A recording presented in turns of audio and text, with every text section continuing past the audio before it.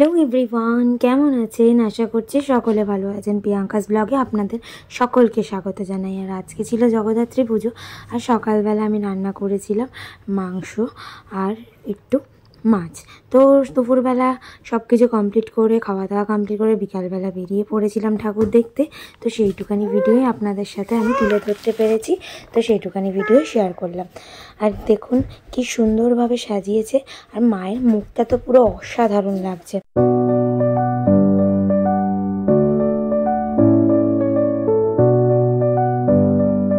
তো কেমন হয়েছে ঠাকুরটা বলবেন, আমার তো খুব ভালো লেগেছে।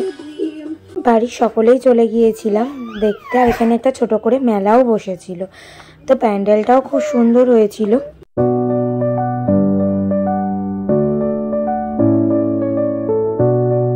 তো এটা ছিল পরের দিনের ভিডিও, আর আমি পরের দিনের ভিডিওটাও আপনাদের সাথে শেয়ার করছি, কারণ ওই দিনকে আমি ভালোভাবে ঠাকুর একটুও দেখতে পারিনি।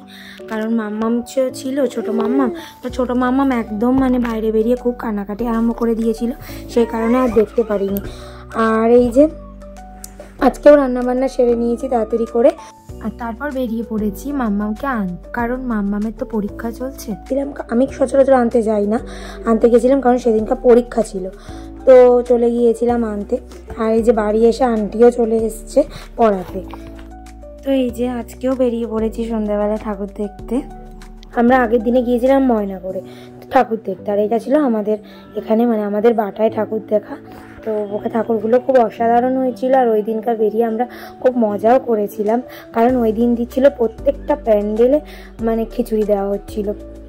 আর আমাদের বাড়ির সবাই আমি বলো, আমার হাজবেন্ড, ওর আমার মাম্মাম, সবাই খিচুড়ি খেতে ভালোবাসি।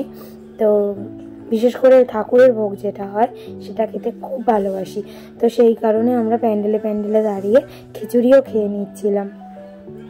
আর এই প্যান্ডেলটা কি অসাধারণ সাজিয়েছে দেখুন, আর এখানের প্রতিমাটাও এত সুন্দর হয়েছে যে দেখেই প্রাণটা জুড়িয়ে যাচ্ছে। তো আমি যে যে ঠাকুরগুলো দেখেছি সেই ঠাকুরগুলোর ভিডিও আপনাদের সাথে শেয়ার করলাম। তো কেমন হয়েছে জানাবেন।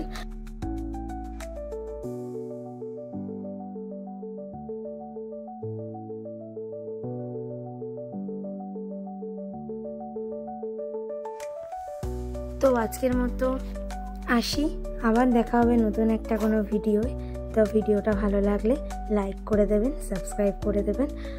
তো আজকের মতো টাটা।